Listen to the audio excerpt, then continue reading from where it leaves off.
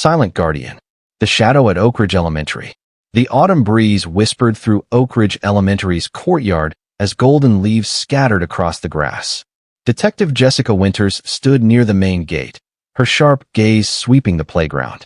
At her side, Huck, a magnificent German shepherd with intelligent amber eyes, remained perfectly still, his posture alert yet casual. The final bell rang, unleashing a flood of children into the courtyard. Jessica checked her watch. 3:15 p.m. Parents gathered at the gates, following the school's new pickup protocol implemented after last month's security breach. That's when Huck's demeanor shifted. His ears swiveled forward, muscles tensing beneath his glossy coat. Jessica immediately took notice, her hand instinctively dropping to rest on his back. After 5 years as partners, she trusted his instincts implicitly. Her gaze settled on a tall figure approaching the west entrance. Tailored navy suit, polished shoes, confident stride. Nothing overtly suspicious, yet Jessica felt that familiar prickle at the back of her neck. The man walked directly to the administrative office instead of the parent waiting area. Through the glass doors, Jessica watched him approach the front desk with an easy smile, presenting what appeared to be identification. The receptionist checked her computer, then made a call. Everything seemed normal, but Huck disagreed. A low, rumbling growl vibrated through his powerful frame. Inside the office, a young girl with copper-colored hair appeared, wearing a purple backpack adorned with silver stars.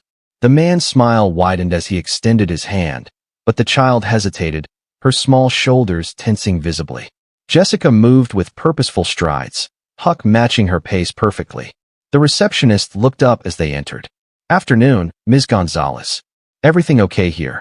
Jessica kept her tone conversational while evaluating every detail before her. The man turned smoothly. "Just picking up my niece. Family emergency. Daniel Blake," he continued, extending his hand. "Olivia's uncle." Jessica noticed 3 things simultaneously: the slight tremor in his extended hand, the way Olivia inched backward, and Huck's intensifying reaction, hackles rising along his spine. Instead of taking his hand, she reached for her radio. "This is Detective Winters requesting an immediate verification on a Daniel Blake, attempting to pick up a student at Oak Ridge Elementary." Something flickered behind the man's eyes, a momentary calculation. He glanced at Huck, then at the exit, measuring distances. "Just a standard check, Mr. Blake," Jessica said evenly. "You understand, with children's safety." The radio crackled to life. "Detective Winters, we have no Daniel Blake authorized for pickup at Oak Ridge. The Blake child's emergency contacts are." The man moved with shocking speed, shoving Jessica sideways and lunging for Olivia. The child screamed, backing against the wall. Jessica regained her balance instantly, but before she could intervene, Huck launched forward, positioning himself between the stranger and the child, his powerful frame a living barrier, teeth bared in unmistakable warning. The man's hand slipped inside his jacket, but Jessica's weapon appeared faster. "Hands where I can see them," she commanded, her voice steel. "You have no idea what you're interfering with," he said quietly, his artificial warmth now gone. The school's security doors slammed shut as the alarm system engaged. The man knew he was trapped. With one fluid motion, he hurled a paperweight through the nearest window and vaulted through the broken glass, sprinting across the schoolyard. Jessica radioed for backup. Suspect fleeing west from Oak Ridge Elementary. Male, approximately 6 feet, navy suit, dark hair. Attempted child abduction. Then she gave the command that Huck had been waiting for. "Huck, track." The German shepherd bolted through the door, his powerful body a blur of purpose and determination. The chase had begun. Shadows and deception. The afternoon sun cast long shadows as the man who called himself Daniel Blake sprinted through Riverfront Park, abandoning manicured trails for the denser cover of the woods. His breathing came in controlled bursts, the measured respiration of someone trained for pursuit. Behind him, Huck moved like a shadow, powerful muscles propelling him forward with single-minded focus. The German shepherd wasn't just following a scent. He was hunting a predator. Jessica followed 100 yards back, communicating their position through her radio. "Suspect heading toward the abandoned Westlake Industrial Zone. Request perimeter setup at Mill Street and River Road." The forest thinned, giving way to cracked concrete and rusted chain-link fencing. The industrial zone loomed before them. 12 acres of abandoned warehouses, the perfect labyrinth for someone trying to disappear. The suspect darted between two derelict buildings. Huck hesitated at the narrow passageway entrance, alerting Jessica to potential danger. She approached cautiously, weapon drawn. The passage opened into a small courtyard littered with broken glass. No sign of the suspect. Huck circled before stopping at a heavy metal door hanging partially off its hinges, his stance shifting. Alert, focused, certain. Jessica listened intently to faint sounds of movement within before giving Huck the signal to advance. The warehouse interior was a cathedral of shadows, light filtering through broken windows high above. In the far corner stood a makeshift office constructed from plywood and tarps. A desk covered with papers, a laptop, and several phones dominated the space. The wall behind it displayed maps, photographs, and handwritten notes connected by red string. The war room of a methodical operation. Jessica's blood ran cold examining the photographs. Children, dozens of them. Their school pictures accompanied by notes detailing schedules, locations, habits. Names crossed out. New names added. A meticulous catalog of potential victims. Olivia's photo was there, recently added, next to a passport in the name of Jason Mercer, not Daniel Blake. A quick scan confirmed Jessica's suspicion. Jason Mercer was a fabricated identity with no history before 18 months ago. Huck's sudden growl pulled Jessica's attention away. The German shepherd stood rigid, staring at a heavy tarp covering what appeared to be large crates. As she approached, the distinctive click of a safety being disengaged echoed through the empty space. "I wouldn't do that, Detective." Jason Mercer stepped partially into view, a semi-automatic pistol held casually at his side. "You're interfering with something much bigger than a simple abduction. Walk away now, take your dog, and we can forget this unfortunate incident." Jessica held her position, weapon trained on his chest. "That's not going to happen." His smile returned, devoid of warmth. "I thought not." He removed a small remote control from his pocket. "Unfortunately, that means we'll have to conclude our business more definitively." He pressed a button. A muffled explosion shook the building. Smoke began pouring from the back, thick and acrid. 2 minutes before this place becomes an inferno, he said, backing toward a side exit. "Your choice, Detective. Chase me, or investigate what's under that tarp. You don't have time for both." With that, he disappeared, leaving Jessica with an impossible choice. But Huck had already decided, racing toward the tarp and barking urgently. Jessica followed, trusting her partner's judgment. She yanked away the covering to reveal not crates, but a cage containing 2 children, a conscious boy no more than 9 years old with tear-streaked face and bound wrists, and beside him, an unconscious child. The smoke thickened rapidly. Jessica broke the lock with her gun, and gathered the unconscious child in her arms. "Huck, guide," she commanded, knowing the German shepherd's senses would navigate them through the smoke where her own would fail.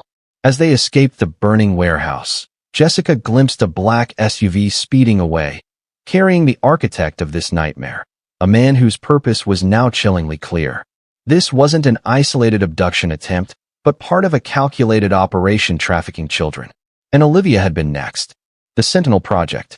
48 hours after the warehouse fire, Jessica scrolled through databases in the Regional Crime Unit headquarters, searching for any trace of Jason Mercer. The investigation had expanded exponentially. The rescued children, Ethan Parker and Michael Collins, had been reunited with their families but remained too traumatized to provide details about their captivity.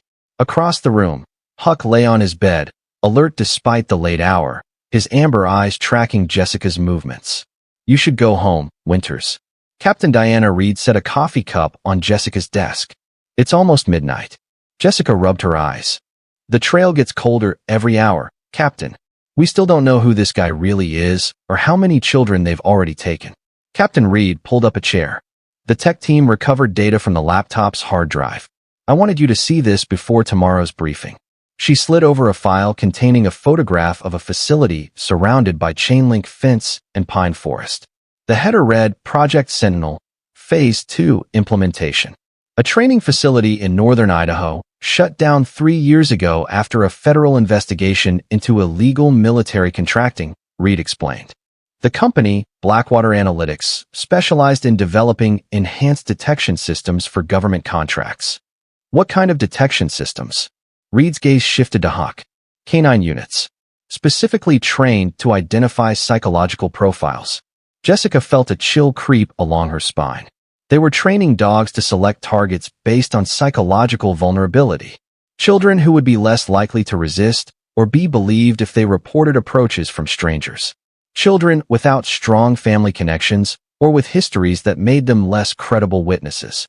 Like Olivia Blake, Jessica murmured, being raised by her grandmother after her parents' accident. Isolated. Vulnerable. The operation was supposedly disbanded, but evidence suggests some elements continued underground, repurposing their training methods for trafficking. Jessica leafed through the file, stopping at a woman with steel-gray hair and cold eyes. Dr. Eleanor Voss, project director. Currently employed as head of security for Meridian Preparatory Academy, Reed confirmed. An exclusive private school just outside the city limits. There's something else you should know, Reed added, her voice softening. The training records from Project Sentinel included identification numbers for all their K9 units. She nodded toward Huck. His number was K9-7284.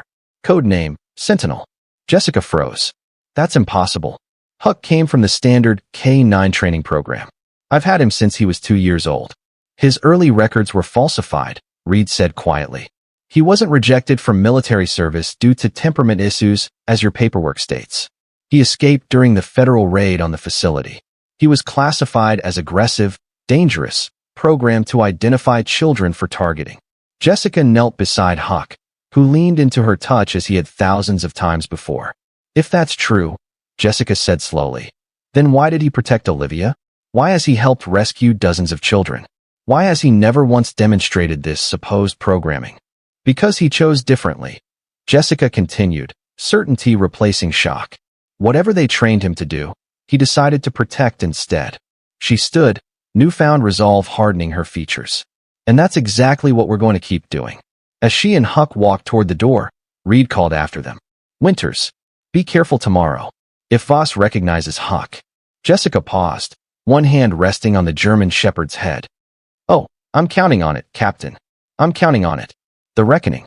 Meridian Preparatory Academy rose from the morning mist like a medieval fortress. The grounds were immaculate, security presence visible but discreet, armed guards masquerading as groundskeepers and maintenance staff. Jessica noted surveillance cameras tracking their movement from the parking lot to the main entrance. Huck walked beside her, his demeanor relaxed but alert. They had planned extensively. Jessica would pose as a security consultant while secretly assessing Dr. Voss's connection to the trafficking network. The main lobby gleamed with marble and mahogany. As they walked the hushed corridors, Jessica observed the students, uniformed, orderly, eerily subdued. More like miniature adults than children. Dr. Eleanor Voss's office was meticulously organized and clinically sterile. The woman herself rose from behind an imposing desk, her handshake firm and brief. Her assessment of Jessica was swift and dismissive, until her gaze fell on Huck. The change was subtle, a slight stiffening of her shoulders, a momentary pause in her rehearsed welcome. I wasn't informed you'd be bringing an animal into our facility, Voss said coolly. Many of our students have allergies. Huck is a certified police K9, Jessica replied. I'm evaluating comprehensive security measures, including potential K9 integration for threat detection. Voss's eyes never left the German shepherd. Fascinating. He seems exceptionally well trained. He is. Jessica allowed a small pause, almost as if he had specialized training before joining the police force. The tension in the room crystallized, both women now aware this was no routine consultation. What's his designation? Voss asked quietly, abandoning pretense. You tell me, doctor, since you seem to recognize him. A thin smile stretched across Voss's face. Sentinel K9-7284. One of our most promising subjects before he malfunctioned. She moved around her desk deliberately. He was designed to identify ideal targets, children with specific vulnerability markers. Instead, he began protecting them, interfering with the handler's approach. A fundamental flaw in his programming. Not a flaw, Jessica said firmly. A choice. Voss laughed, a cold, clinical sound. Dogs don't make moral choices, detective. They follow training or instinct. His behavior was simply an anomaly, one we corrected in later subjects. Jessica felt her stomach turn. How many children have your corrected subjects helped you abduct, doctor? Abduct? Such a crude characterization. We provide opportunities for children with specific psychological profiles to serve greater purposes than they would in their ordinary lives. You're trafficking children. We're identifying optimal candidates for specialized training, Voss corrected condescendingly. The global market for individuals with particular psychological traits is vast and lucrative. Corporations, governments, private interests, all willing to pay premium prices for subjects conditioned from childhood. The man at Oak Ridge Elementary. Jason Mercer. What's his real name? Merely an acquisition specialist, Voss replied dismissively. Replaceable. Unlike our canine assets, which represent years of sophisticated behavioral engineering. Her gaze returned to Huck, regret flickering across her features. Such a waste of potential. Huck's posture shifted subtly, alert, watchful. Voss smiled. He still responds to the base programming. Interesting. Jessica reached for her handcuffs. Dr. Eleanor Voss, you're under arrest for conspiracy to commit kidnapping, human trafficking, and criminal enterprise. Voss pressed a button beneath her desk. Alarms blared throughout the building. Intruder protocol activated, announced a computerized voice. All security personnel to standard positions. Lockdown initiated. You've made a significant miscalculation, detective, Voss said calmly as heavy footsteps approached. This institution operates under private security authorization. Your jurisdiction ended at our gate. The door burst open. Four armed security officers entered, weapons raised. Behind them stood Jason Mercer, smiling coldly. Hello again, detective. I believe you have something that belongs to us. His eyes fixed on Huck. Before anyone could react, the German shepherd launched into action, strategically positioning himself between Jessica and the armed men, his warning growl filling the room. In that split second of confusion, Jessica drew her backup weapon. RCPD. Drop your weapons. Mercer raised a small device similar to the one he'd used at the warehouse. Sentinel K9-7284. Command override. Protocol 0. Jessica's heart stuttered. If their programming was still embedded in Huck's training. Huck went completely still, muscles tensing. The security team relaxed slightly, anticipating compliance. It never came. Instead, Huck lunged directly at Mercer, his powerful jaws clamping around the man's wrist. The device clattered to the floor as Mercer screamed in pain and surprise. Jessica seized the opportunity. RCPD. This building is surrounded. Drop your weapons now. It was a bluff, but the chaos created enough uncertainty to work. Two guards lowered their weapons, while a third backed toward the door. In the confusion, Voss reached for something concealed beneath her desk. Jessica pivoted immediately, weapon trained on the doctor. Don't. Voss froze, hatred burning in her eyes. You have no idea what you're interfering with, detective. This operation spans continents. We have protection at the highest levels. Maybe, Jessica acknowledged. But right now, you're going to put your hands where I can see them and get on the ground. The wail of approaching sirens filtered through the windows. Captain Reed had moved up the timeline after hearing the situation through Jessica's open radio connection.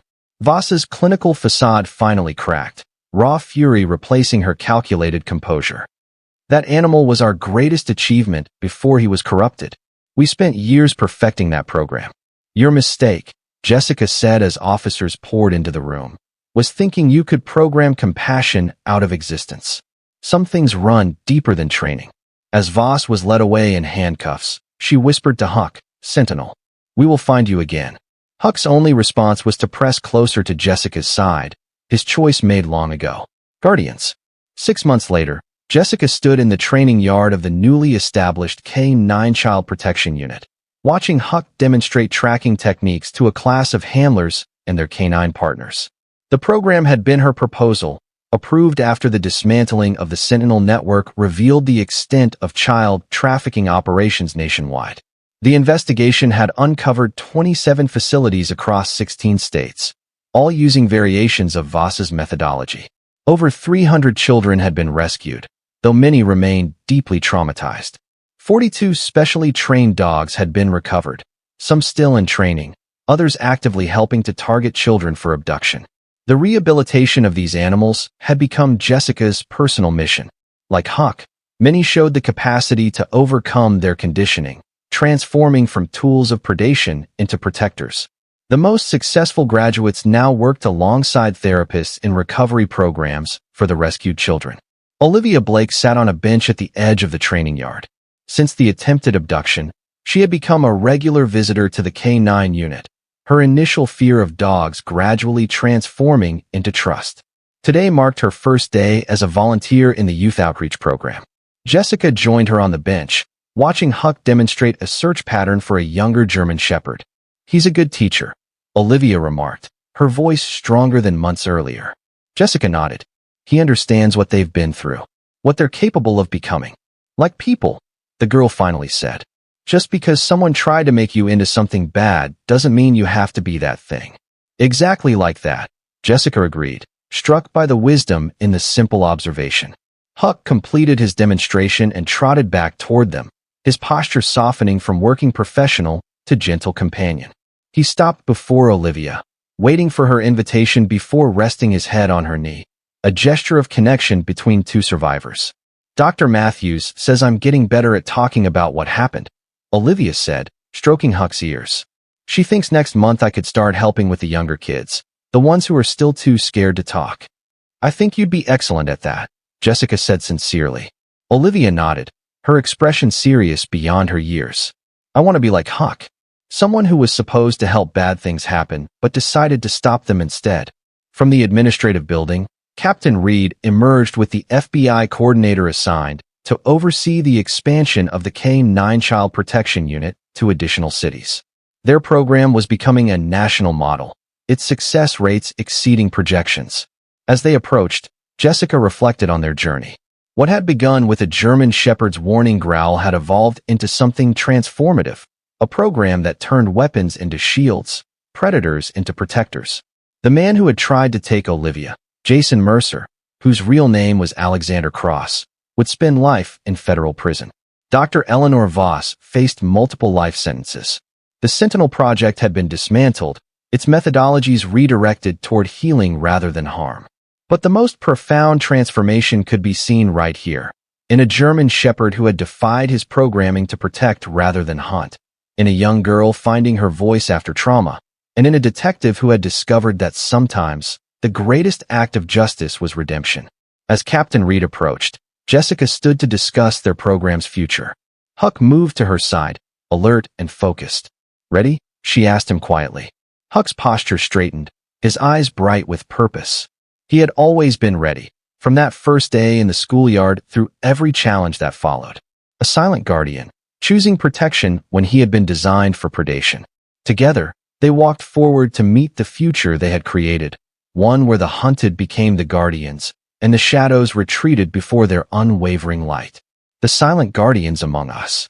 Every day, across America, silent guardians work tirelessly to protect our most vulnerable. In the shadows of our cities, child trafficking networks operate with terrifying efficiency, yet they're met by the unwavering dedication of specialized law enforcement units. Like Jessica and Huck, Real K-9 officers form bonds that transcend mere training. They become partnerships built on instinctive trust and mutual purpose. The reality is sobering.